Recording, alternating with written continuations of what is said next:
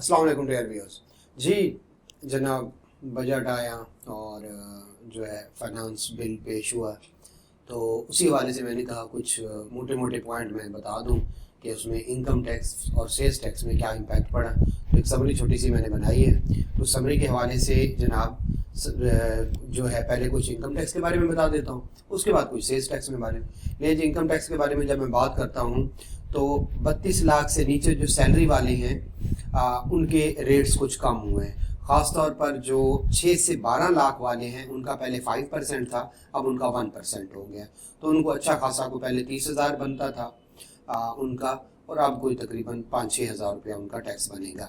तो ये एक अच्छी चीज़ है, सैलरी वाले को रिलीफ दिया गया है।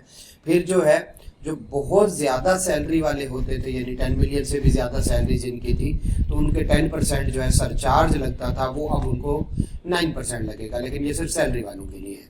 फिर जो है जो हाई अर्नर थे 150 मिलियन से 500 मिलियन का, उनका भी है वो जो है 0.5 कर दिया, पहले 1% था तो उसको कम कर दिया गया।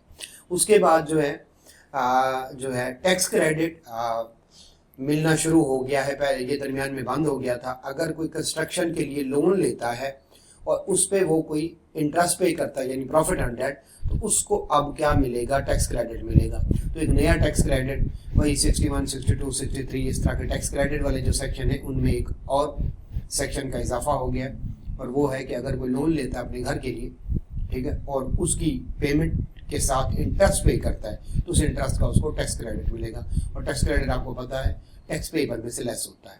इसी तरह से अगर आपको इमूवेबल प्रॉपर्टी जो है परचेज करें, तो उस पर एडवांस टैक्स जो होता था उसको कम कर दिया गया है। इसका मतलब है आप घर बनाएं या कोई प्रॉपर्टी परचेज करें, इस पर रिलैक्स दिया गया है। इसका मतलब मुझे लग रहा है कि जो हाउसिंग सोसाइटीज़ हैं या जो प्रॉपर्टी का काम है वो ज़रा बेहतर होगा आने वाले दिनों के लिए।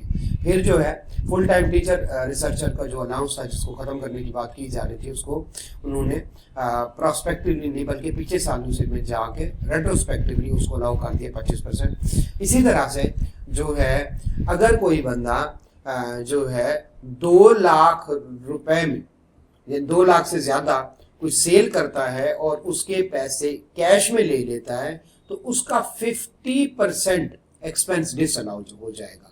ठीक है, जो सेक्शन 21 में पहले काफ़ी सारी चीज़ें आ रही थी, उनमें से एक और आ गया कि 2 लाख से ज़्यादा अगर आपने कैश सेल की तो आपका 50% एक्सपेंस उस सेल्स यानी कॉस्ट ऑफ सेल, यानी सेल है 100 रुपये और 80 रुपीज़ है जनाब आपकी कॉस्ट ऑफ सेल, तो 80 रुपीज़ का 50% आपको क्या हो सकता है, डिसअलाउ हो सकता है। क्लियर हो गया जी।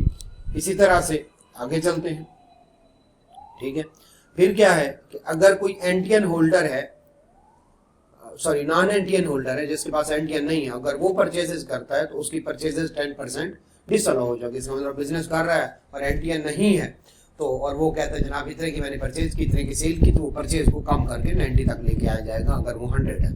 इसी तरह से जो है जो सर्विसेज का विद होल्डिंग टैक्स था उसको उन्होंने बढ़ाया है, यानी जो 11% था उसको 15% कर दिया। ये अच्छा खासा टैक्स हो गया। तो जनाब आप कहीं पे भी सर्विस देते हैं तो आपका 15% टैक्स कटेगा, जो कि एक अच्छा खासा इम्पैक्ट है। फिर कुछ सर्विस स्पेसिफाइड थी, उन पे 4% था, उसको भी 6 और 8% रिस्पेक्टिवली कर दिया। इस पे फर्दर एक वीडियो बना लेंगे। लेकिन यस, सर्विस पे टैक्स स्पेसिफाइड सर्विस पे भी बढ़ गए हैं, और जो नॉर्मल है उसको 11 से 15% कर दिया गया है। मेरे ख्याल में इसको कम करना चाहिए। खैर, इसी तरह से जो अगर कोई इंटेंजिबल एसेट होता था और उसकी यूजफुल लाइफ का पता नहीं होता, तो वो कहते थे भाई उसकी यूजफुल लाइफ 25 साल है। ठीक है, उसको 25 साल पे अमोर्टाइज करते थे, उसको 15% कर दिया गया। इसी तरह से आप जो है अगर आपका नॉर्मल टैक्स 100 रुपये है और आपका मिनिमम टैक्स जो है वो 125 रुपये बनता है, तो आपको मिनिमम टैक्स पे करना पड़ता था। लेकिन ये 25 रुपये जो आपके नॉर्मल टैक्स से ऊपर है, यानी 100 रुपये आपका नॉर्मल टैक्स है और आपका मिनिमम टैक्स जो 25 रुपये है, तो ये जो 25 रुपये है ये कैरी फॉरवर्ड होता था 3 ईयर्स तक। अब उन्होंने इसको रोक के जो है वो 2 ईयर्स तक कर दिया है, यानी अब वो कैरी फॉरवर्ड होगा 2 ईयर्स तक। जी आगे चलते हैं। इसी तरह से जो इलेक्ट्रॉनिकली और इस तरह से ई कॉमर्स के प्लेटफॉर्म पे काम कर रहे हैं, चीज़ें सेल परचेज कर रहे हैं, दराज वगैरह, ये इस तरह से, तो अब उन पे विद होल्डिंग टैक्स वो कर लिया गया है।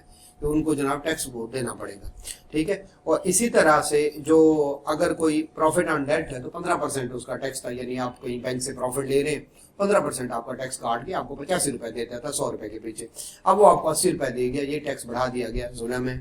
नहीं जी, फिर जो है अगर हम आगे चले तो जो है डिविडेंड पे जो टैक्स था उसको भी 15 से 25% कर लिया गया है, ठीक है।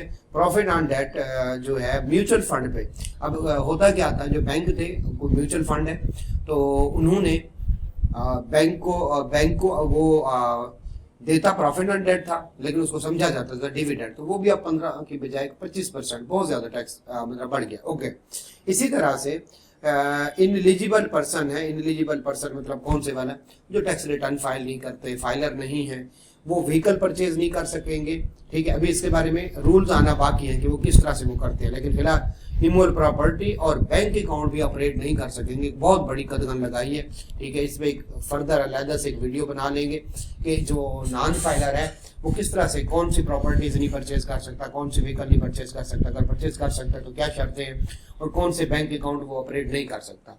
फिर आगे चलते हैं।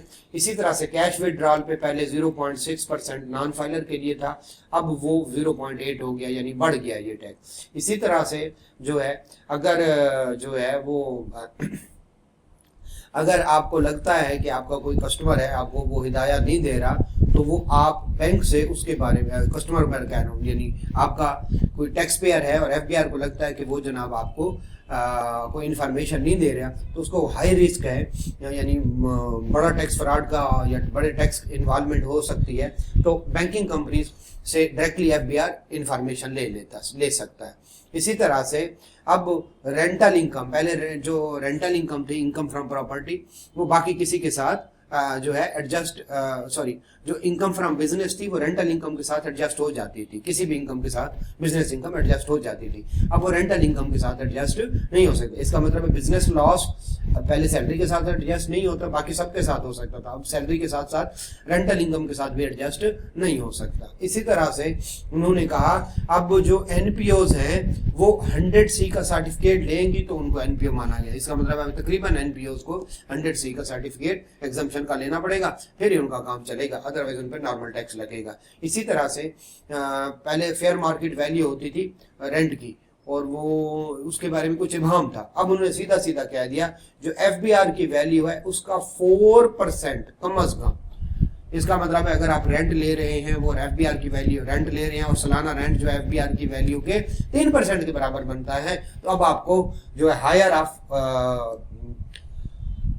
फेयर मार्केट वैल्यू देना पड़ता है, तो अब आपको 4% देना पड़ेगा, ठीक है। इसी तरह से अगर आपकी पेंशन जो है 10 मिलियन से ज्यादा है और आपकी एज 70 साल से कम है, तो आपको अब वो टैक्स देना पड़ेगा, ठीक है। तो इसका मतलब पेंशन अब 100% एग्जेम्प्ट नहीं रही, बल्कि एक और लॉ आ गया है। नहीं जी, इसी तरह से अगर अप्रूव्ड पेंशन से आप विड्रॉल करते हैं, पहले एग्जेम्प्ट थी, अब उसको भी टैक्सेबल कर दिया गया है। इसी तरह सेल्स टैक्स में चंद एक चीजें हैं, वो मैं आपके साथ शेयर कर लूं। जैसे जो है कार्गो ट्रैकिंग सिस्टम, जो ट्रक वगैरह माल लेके जा रहे होंगे, अब उन पे ट्रैकिंग लगाया गया, ट्रैकिंग सिस्टम लगाया था कि माल जा कहाँ पे रहा है, ताकि टैक्स की चोरी को वो करें। इसी तरह से जो बाहर से माल आता है और कस्टम वाले उसकी वैल्यू जो है समझ ले 100 मिलियन वो करते हैं, तो उसकी रिटेल प्राइस 130 की जाएगी, 130% से कम नहीं होगी। इसका मतलब है एफबीआर ने कहा ये 100 मिलियन का है, रिटेल प्राइस आपको पता है, value of supply retail price जो होगी उसकी 130 होगी। इसी तरह से जो है डिजिटली ऑर्डर गुड्स जो है फ्रॉम विद इन पाकिस्तान, ठीक है, और जैसे टेमो वगैरह है या हम बाकी जगहों से मंगवाते हैं, तो अब कोरियर वाले से कहेंगे भाईजान उस पर टैक्स लगाएं और टैक्स कलेक्ट करें। तो इसका मतलब है आप ये ऑनलाइन जितनी भी चीजें मंगवाते हैं ये भी महंगी होने वाली है। इसी तरह से जनाब अगर उनको किसी बंदे पे शक हो, ठीक है, तो वो उसका रिफंड वगैरह पहले जैसे रिफंड मिल जाता था, ठीक है, तो उसको डिले कर सकते हैं। और रिफंड तो खैर उनके हाथ में होता है, अब उसका इनपुट टैक्स वगैरह भी क्या कर सकते हैं, उसको डिले कर सकते हैं। उसको अभी इनपुट एडजस्ट ना करने दें कि उस बंदे ने इनपुट हो सकता है, मतलब अगर किसी पे शक है तो। इसी तरह से कुछ इन्फोर्समेंट में भी जो है चेंजेस आई हैं। चलिए, ये तो एक समरी थी। अगर आपका कोई क्वेश्चन आंसर हूँ तो मैंने ये कॉन्टैक्ट नंबर दिया हुआ है, आप इससे मुझसे कॉन्टैक्ट कर सकते हैं।